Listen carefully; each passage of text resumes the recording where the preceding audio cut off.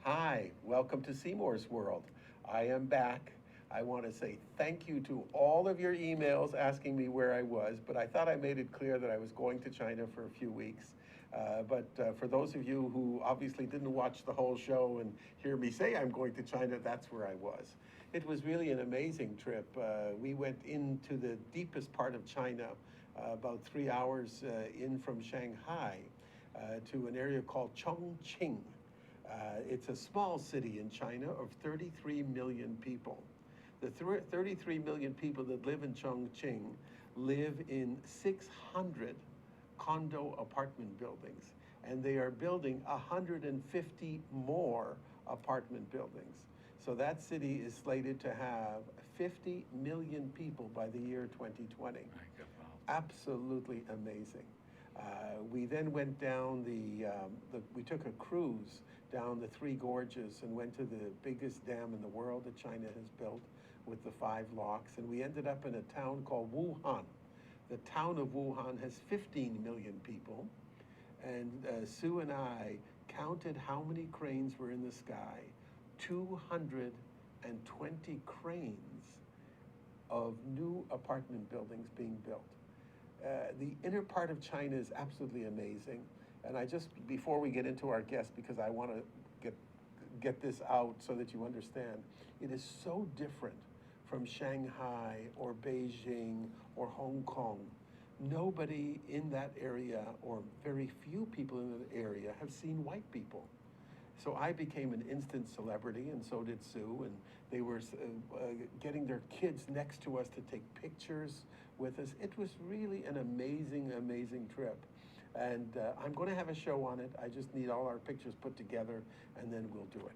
So let me get to what we're here for. And I want to introduce Bernie Portner. Hi, Bernie. Hello, thanks, Seymour. Thank you so much for coming. It's a pleasure. I wanted to do this show since Mark Davis was on with us. I see. Mark is a friend of yours, a friend Very of much. mine. Yeah. I call Mark a tennis partner, but in reality, I have to carry Mark a lot when we play tennis. I see. I'll let him know you said that. He has a very, very hard time. But I do call him the gazelle because this is not what he tells me. Oh, I figured that. He kind of says the same about you. But I've got the stage, so I can say it right now.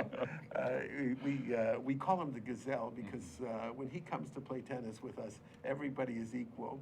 And because he thinks he's a great tennis player, we have to build his self-esteem to that point to make him into a gazelle. I can see that.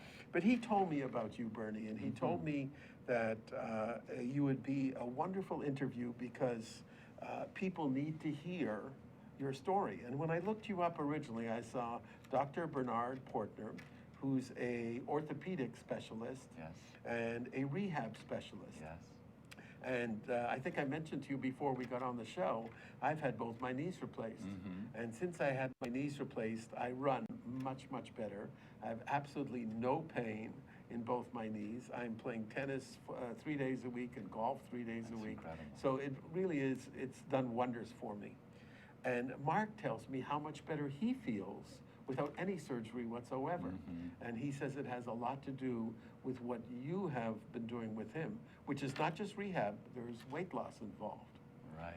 So when I decided to do the show, I called the show, What is Wellness? I see. Perfect.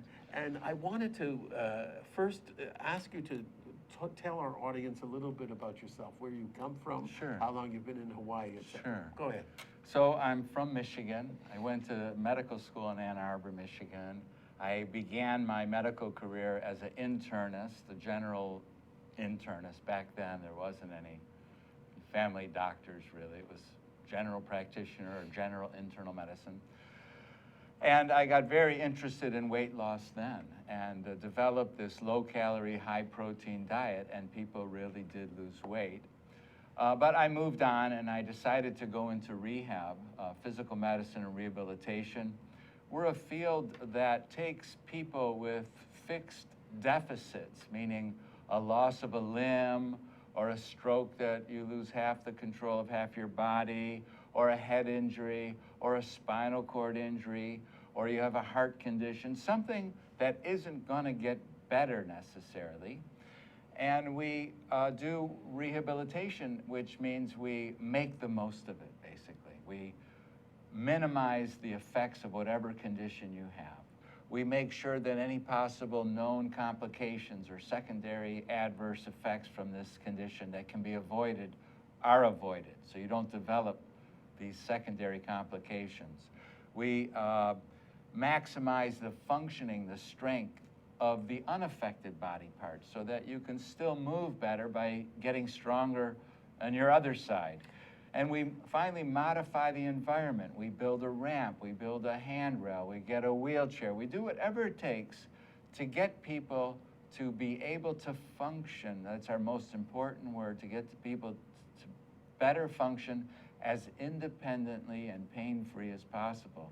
That's rehabilitation. The physical medicine part of it came later, and that's just using physical means medicinally. So we have pharmaceutical medicines, we have surgical medicines, and then we have heat, cold, exercise, electricity, ultrasound, all the things that you can see and feel and touch that are physical that can be used in medicinal ways. That's part of my field as well, which is perfect because exercise, for example, is a very big part of rehab. For myself, I then subspecialized after moving to Hawaii in '81, right after I finished my residency. I subspecialized in orthopedics. So for the past, you do the math, since '81. Long time. 4 decades. Yeah. I've been devoting my career to diagnosing and treating non-surgical conditions that affect the limbs and spine: arm pain, shoulder pain, neck pain, back pain, leg, knee, hip, any kind of orthopedic condition causing pain or loss of function. I try to diagnose it accurately, treat it effectively and non-surgically, conservatively, rehabilitate it. We'll talk about wellness in terms of rehabilitation, and send people on their way as good as they can get given what they have. Bernie, our audience is mostly people like us, which means people in their Smart and handsome? No, Oh. middle age Oh, I and, see. and a little bit older. I see. And my wife tells me... And dim, maybe a little dim. And a little dim. My wife tells me that I'm just approaching middle age, but I think she means because I think like a kid. Right. You know, I still Yeah. play a little harder than I should and do yeah. that kind of stuff. Our audience is definitely, every single one of them has a pain. No question. It could be a shoulder pain, an elbow Right. pain, a knee pain. Right. Something bothers them. They get headaches, etc. If they come to you, Yes. do you diagnose it as a wellness issue or do you diagnose it as a physical issue? I diagnose it as as an anatomical issue. Okay, so Actually. so it's a body part that has gone either Generally. off or something, Generally. and then what do you do? Well, that's a big leap. First of all, the diagnosis is critical. It's like a leaky faucet. You know, you call the plumber. What's he going to do? Well, he's going to figure out where the leak is coming from and either replace the washer or a gasket or the valve. I try to discover, mostly using my hands. I know this is ThinkTech, but this is low-tech stuff. With our hands, physicians who are trained in physical diagnosis can selectively place tension on each individual structure about a joint, about a limb, and discover which tendon, which ligament, which joint, which capsule, which cartilage, which fascia, which disc, which nerve, where is the pain actually stemming from, which is tricky because the body will often fool us into thinking that the pain is in one place when the problem is far removed from that. I understand It's that, Bernie, referred. but doctors today, you go to orthopedic Yes. specialists and all that stuff, and they immediately take an X-ray, Yes. MRIs, Yes, all yes, that kind all of stuff. Doesn't that diagnose it much better than you touching my shoulder? No, Okay. no. Am And I that's asking the a question problem. you don't want to? No, that's the question of the day. Okay. Because today, young doctors are being trained to read those MRIs and to read those x-rays. And many patients come to me and I examine them, not forever, 5, 10, 15 minutes, and they look at me like I'm looking at you and say, "Doctor, I have never been examined like that before." And it's nothing heroic. The MRI and the x-ray have nothing to offer compared to a proper physical exam. The MRI will often show a lot of abnormalities where none of them, or maybe one of them, is relevant. An MRI may show nothing. An x-ray, for sure, may show nothing when the patient is in pain. The physical exam tells everything when done properly. The other tests, the high-tech stuff, is for confirmation purposes only, and I usually don't need them. Sometimes I do. And of course, if a patient goes to a surgeon, they'll want to see all the images because they're about to go in there. But it's a fallacy to think that technology has replaced the old-fashioned hands-on physical exam. And I feel blessed because I went to the University of Michigan in the 60s and early 70s. And we had old-fashioned doctors there. And they taught us old-fashioned medicine, you know, stick out your tongue and let's study your tongue. Everybody, no matter what you're... And then I had a professor named James Syriacs. He's British, and he actually coined the term and literally wrote the book of orthopedic medicine, that is to say non-surgical orthopedics. We're all familiar with medicine in America. Each organ system has two specialists, surgical and non-surgical. We have cardiologists, cardiac surgeons, neurologists, neurosurgeons, et cetera, et cetera, et cetera. That's true all the way down the line. In orthopedics, we don't really have that in America. We have orthopedic surgeons, but not really a board-certified orthopedic physician specialty, which is what I am. What you do. Okay, so let's say, because I'm familiar with knees, I've had multiple surgeries, cartilages, and all that sort of stuff. If somebody comes in and they say, my knee hurts, can you touch their knee and say, you've got a cartilage problem, or you have a tendon problem, or you have a patella problem? Well, in short, yes. It's not simply touching. We test the muscles, we test the back, we test the hip, we test the knee, because a knee pain doesn't mean you have a knee problem. A knee pain could be stemming from the hip. An arthritic hip can present as knee pain. You go to the doctor and say, my knee hurts. And I examine the knee and it moves well. Well, if it moves well, there's nothing wrong with it. And I look elsewhere and the hip's not moving. Does your hip hurt? No, it doesn't hurt. So it's an error in perception. Referred pain is very interesting and no one understands it, but here's my story. So a pain signal comes up through the spinal cord into the brain, and there's people in the brain, they say, you know, hey, we got some pain coming up. Where's it coming from? I don't know, it seems like it's coming from the knee. Yeah, it's coming from the knee, you know, and there it looks down, and the knee's not swollen, it's not red. You go to the doctor, the knee moves well. It's coming from the hip or the back. A pinched nerve in the back can cause knee pain only, no back pain. It's very confusing. So the brain is confused in localizing where the signal is actually coming from. My job is to identify the origin of that pain. Bernie, before people start calling me and say, is this guy a quack? Yeah. All right, because I'm sure you've heard that expression. Yeah. It's not far wrong sometimes. No, I don't think so. I do want to say one thing before we go to commercial. Yeah. I was just in China, and I saw exactly what you're talking about, where they treat medicine totally differently than we treat medicine here. We had a friend who had stage 4 cancer. She did not go through chemotherapy. She went through a natural medicine therapy. She went through a total diet change, and now there's no cancer in her body. She only goes to the cancer doctor, the Western medicine doctor, just to see if the cancer is in her body or not via the new technology that's available. Absolutely incredible. And I have countless stories like that from people that I met in Asia. So I'm a believer. So all of you out there, I really do believe that medicine is not just what we see today in Western medicine style. And I agree with you orthopedically as well, because I'm a perfect example. We have to take a short break. We'll be back.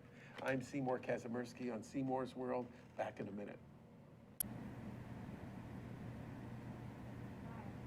Aloha, my name is Miley Scarpino, and I'm the host of the Empower Hour.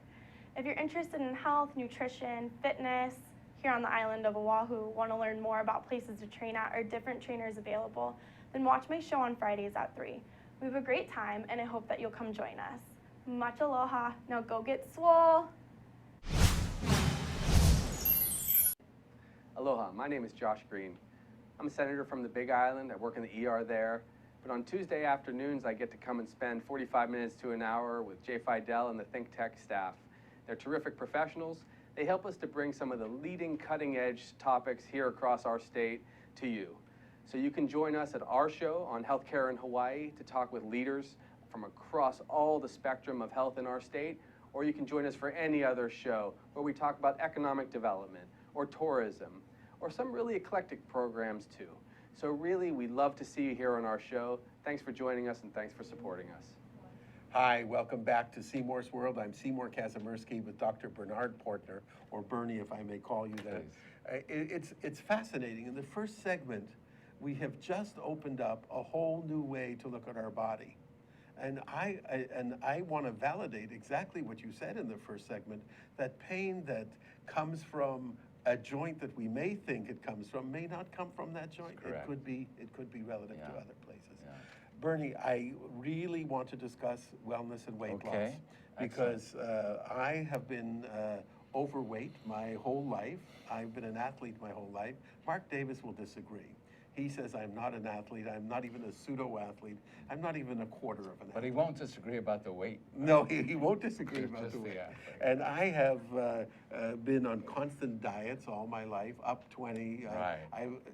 I'm very lucky. I don't have blood pressure problems, or I don't have cholesterol problems. I don't take a pill except for a baby aspirin. So I'm one of those guys that's lucky that's carrying 20, 30 pounds that I shouldn't carry. And I know it puts strain on my body.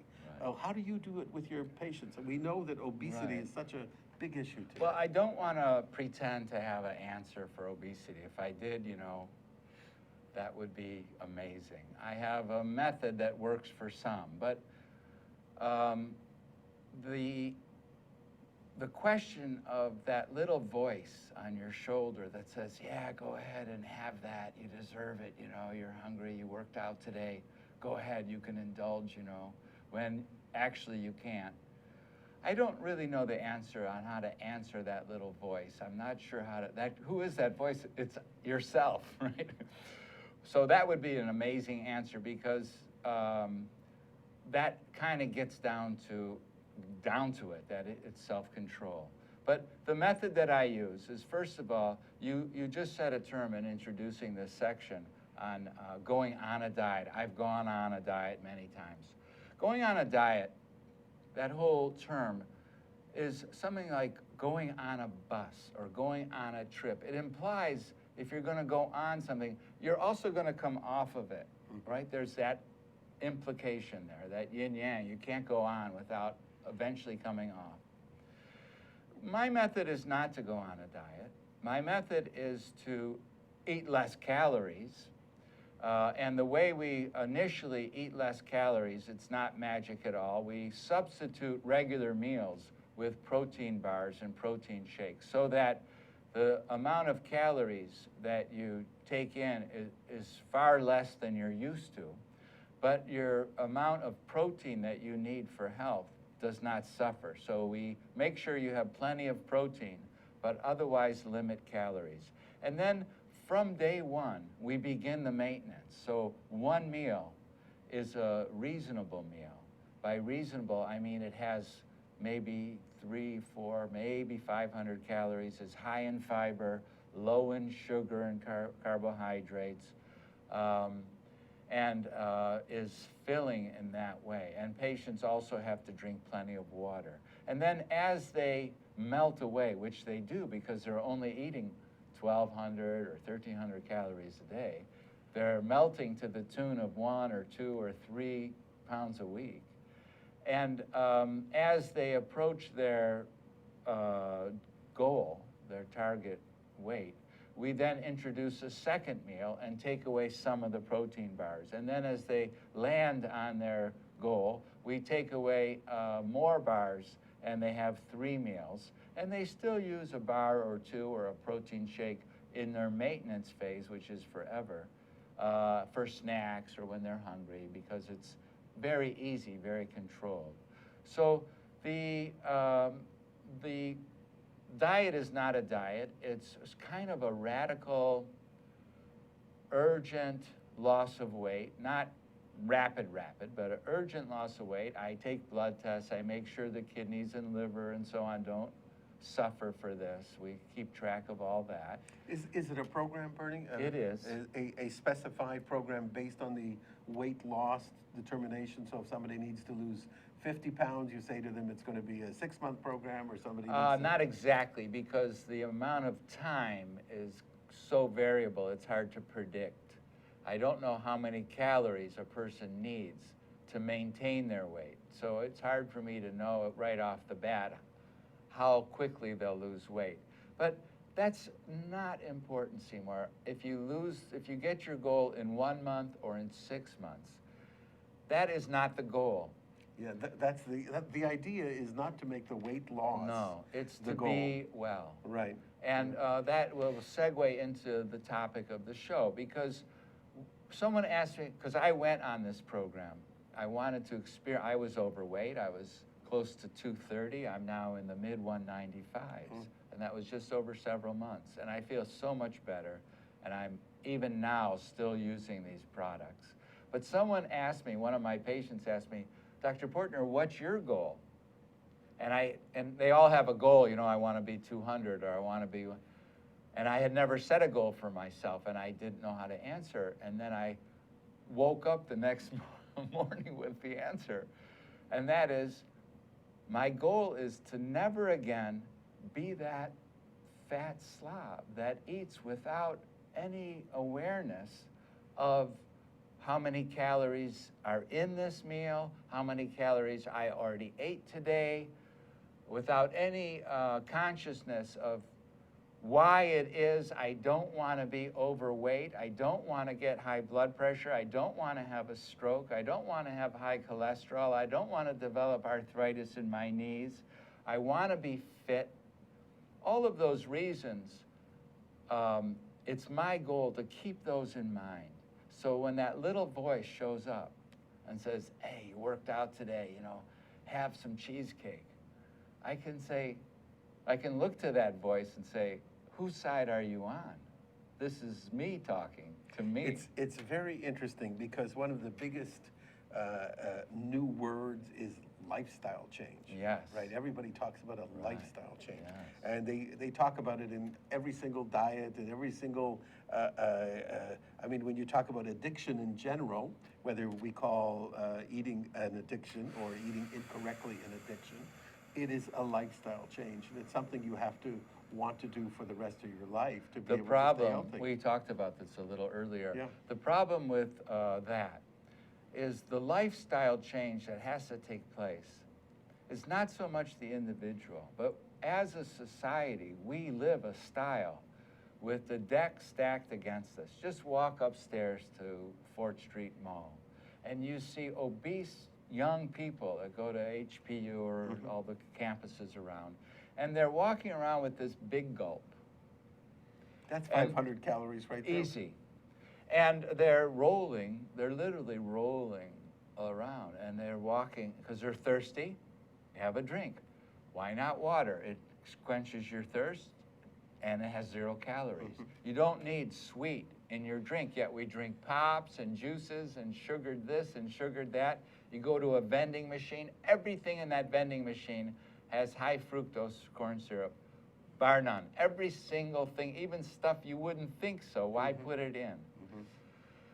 because it tastes good. So the Maybe. marketers Sugar, know. evolutionarily, sugar tastes good. It's high calories. I believe that,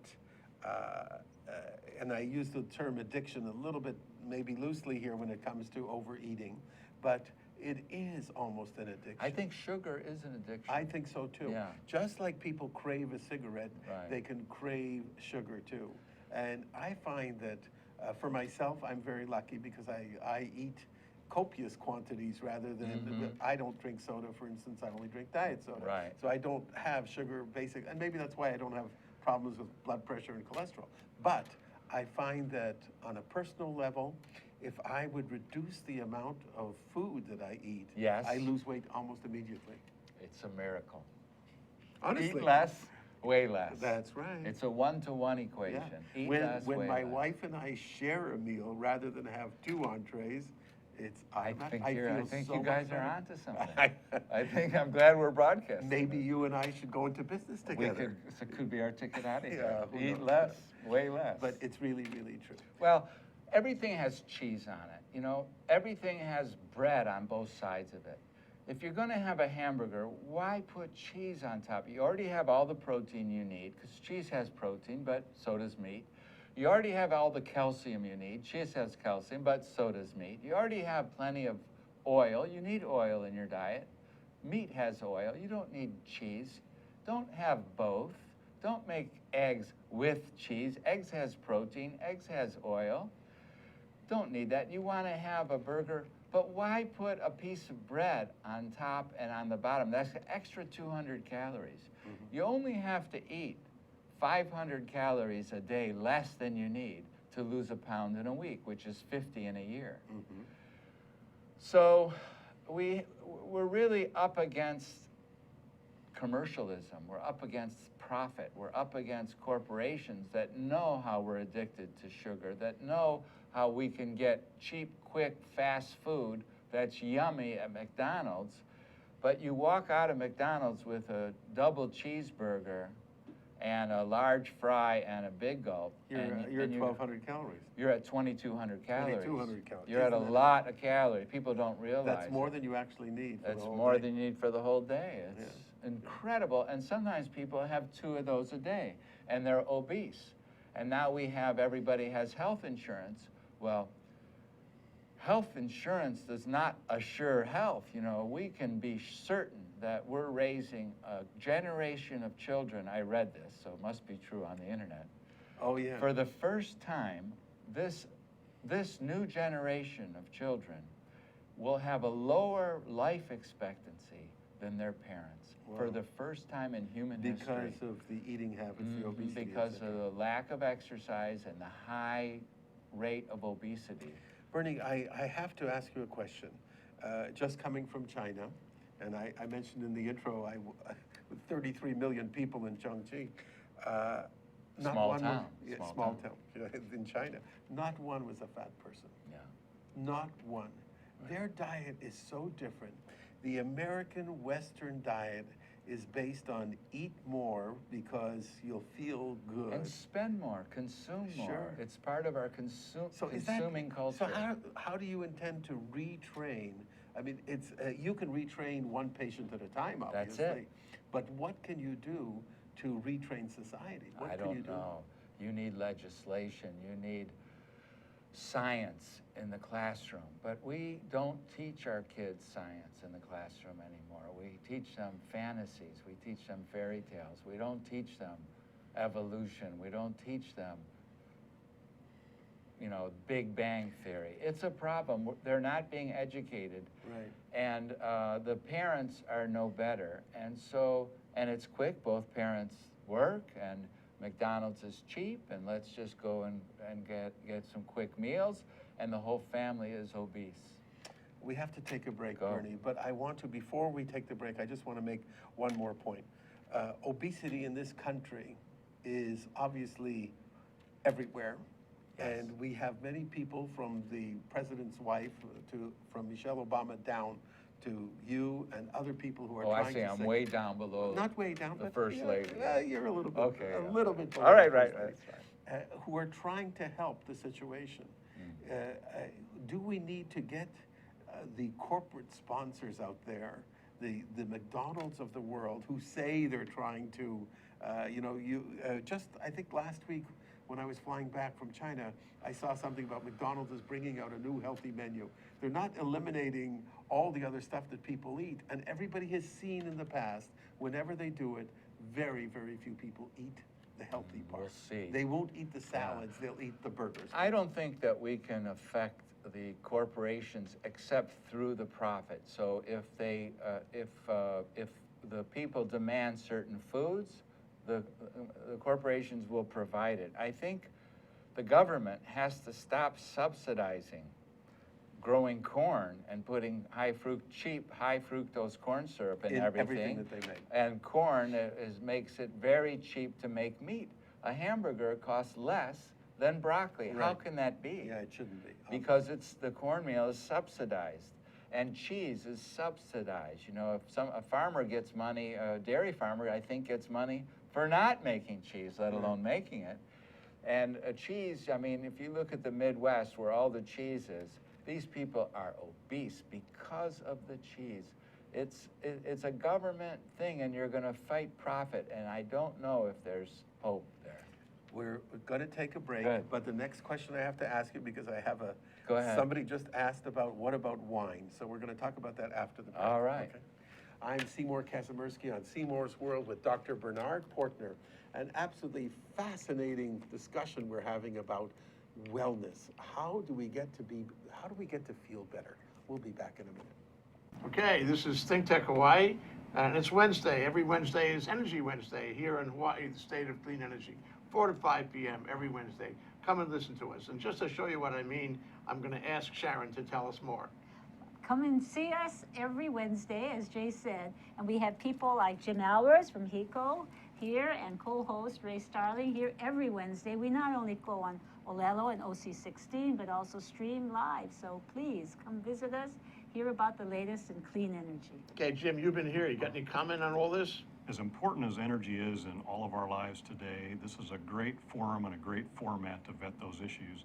So I encourage everybody to listen in and participate. Okay, Ray, what do you think for a close? Well, I think this is the greatest show in the energy world here in Hawaii. You can come here every week, 1 hour, and catch the latest on what's happening and hear from the people who really know what's going on, like Jim Alberts. We appreciate your coming today.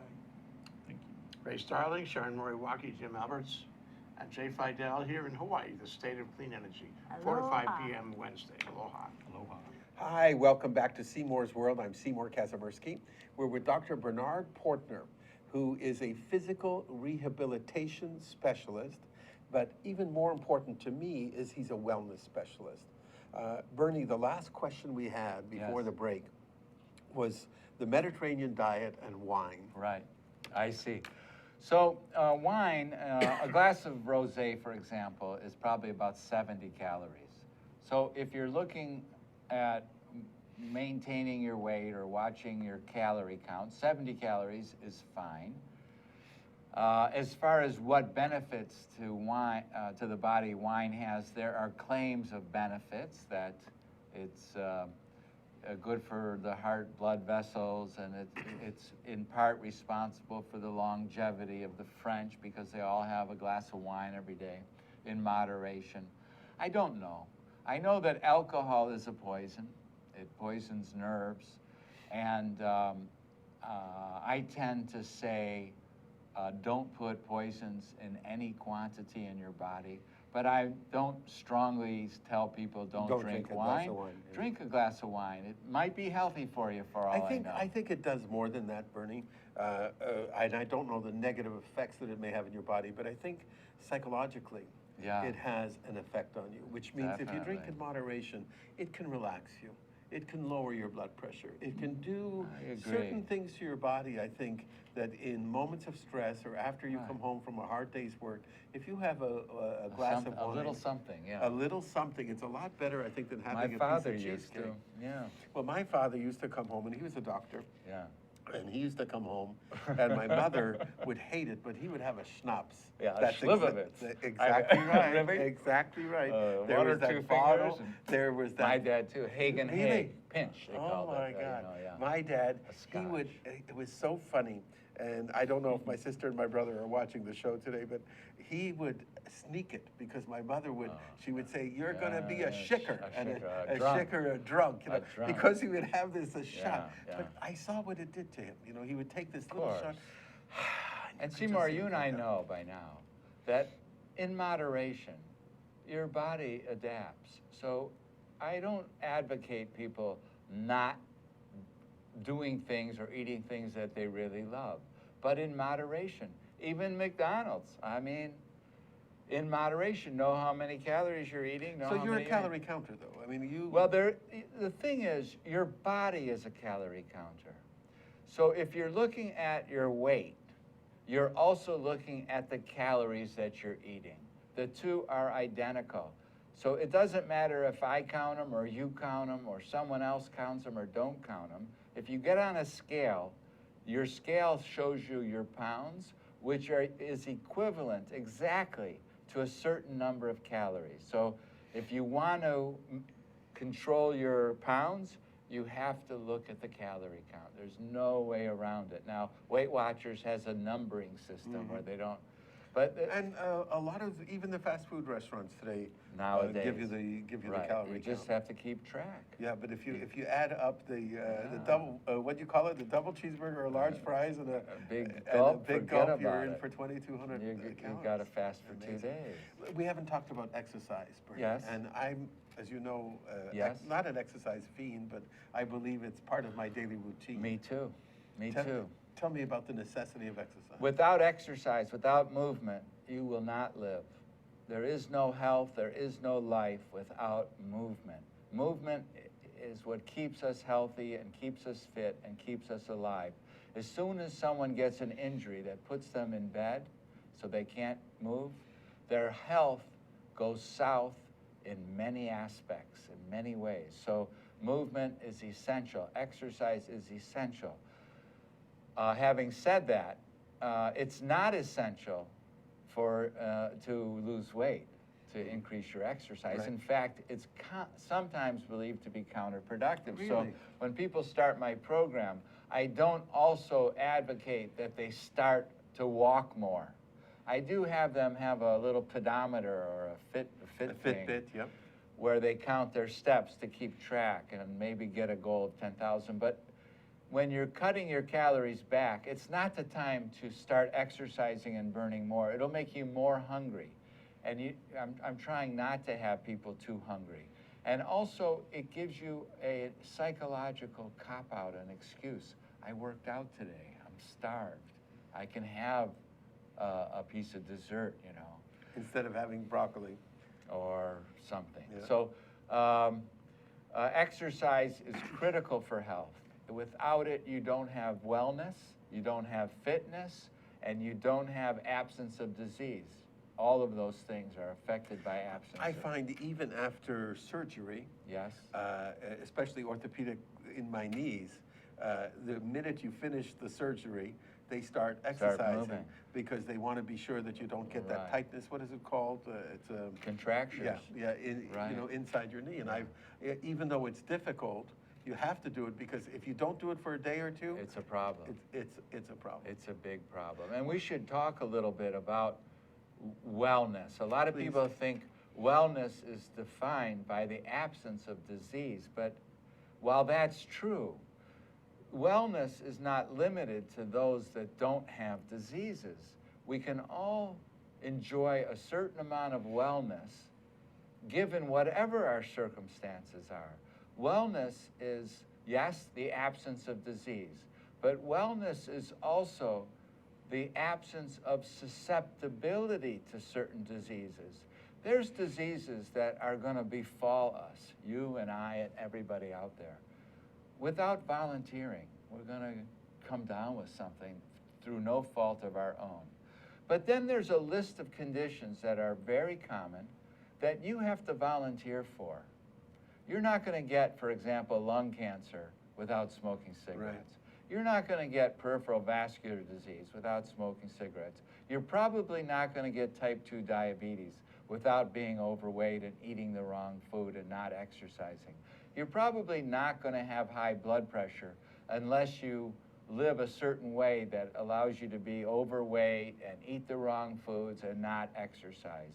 So why stand in that line? That's, you know, there's a sign over this line. Stand here if you want to volunteer for otherwise unnecessary and avoidable diseases.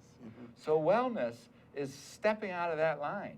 Do you find, Bernie, that your patients, once they start, they stick to it?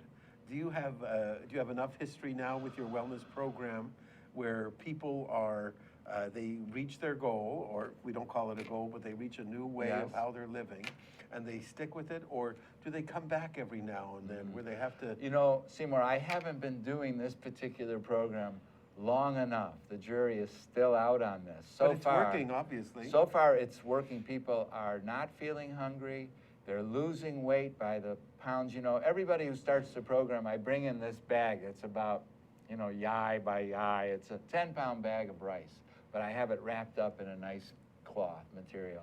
And I hand it to them. I say, what do you think this weighs? And to a man, it's 25, 40 pounds, it's 10 pounds. Yeah. And it's hefty, it's heavy, you know.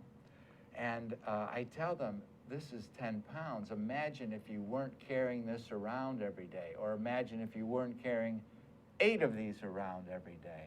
And sure enough, as the weeks go by, they're carrying 1 less, 2 less. They're not as tired. They feel light on their feet. I like it's it, Bernie. incredible. I like it because I've always looked at the Atkins diet, the Weight Watchers diet, they're Right. diets as you call them. And in all reality, the way to lose weight and the way to keep it off is you just have to It's a less bank calories. account, Seymour. Yeah, it's less calories. Somebody's That's keeping absolutely track. right. If you Yeah. don't, somebody is. You're So, absolutely right. I It's know. all about less calories. I know. I have to say, though, Bernie, that now that we're here, and of course we're on air, Yes. so now I have to join this family, right? I have to make sure that I get on I on think this so. train because I think Yeah. it's important. You know, Please do. I would Welcome love to to. come. I think I just might give you a call. We might have to make a test case out of you. Oh well, why not? And then Yeah. see me in 3 months and 6 months and. Well, that I kind see of my stuff. patients every week. Oh really? Every week. Tell us about your practice itself. My practice is right down the street on I used to be on Peacoy for 30 years. Now I'm on Bishop Street. We just moved there last year. I see patients with arm, leg, neck, and back pain. A lot of these patients are overweight, so I get them into my program as part of the rehab. I want to minimize secondary complications. I want to maximize function. I want to prevent recurrence. All of that has to do with weight loss in some respect. I have a team of physical therapists, massage therapists. We work with acupuncturists and chiropractors. We do various procedures, non-surgical procedures, but somewhat invasive for, you know, difficult back pain, Right. difficult neck pain. We No give, surgery. I do not do surgery. Some patients require surgery. I send them out. We're involved now, very exciting, we're involved in this new regenerative medicine. So we're using stem cells for difficult orthopedic cases. We're using what's called PRP, platelet-rich plasma. know it, yeah. So this is a whole new field that when I was in school, we didn't even dream of. And now we're using people's own cell potentials to grow back damaged tendons and damaged cartilage. That's a whole And new that's field, like, isn't it? It's wonderful. it's a dream come true because there we go. Bernie, unfortunately, I know we're out of time. I can't believe it. I know. It That's- goes you just call like that an hour? I told you it's going to go Holy real smokes. quick. But I have to tell you, it's been absolutely wonderful because, as I said right up front, I bet you every single one of you out there that's watching this show has something wrong. You're not all, everybody's got a pain. And if you see Dr. Bernard Portner, Bernie Portner, make an appointment, go to his office and talk to him. Find out about how you can feel better with whatever ails you. You would be very surprised. The people I know who have been with Bernie. They just swear by him and they think it's wonderful. So, Bernie, I hope we get a lot of people coming to you. Very and kind of I- you, Seymour. And I hope you help a lot of people, which would be wonderful. It's my pleasure. Thank you so much for All coming. right. I really appreciate it. Thank you. To all of you out there, I wish you an aloha. I will be gone for most of this summer, but I promised Jay that I would do a couple of shows here and there. As soon as my China trip comes together and I have all my pictures and photos, I'll bring them into a show and we'll talk about what's really happening in inner China. Not the China of Shanghai and Beijing and Hong Kong, but what is really happening inside, deep in China. We'll talk about that. I wish you all well. I'll see you in a few weeks. I'm Seymour Kazimirski on Seymour's World at ThinkTech Hawaii. Aloha.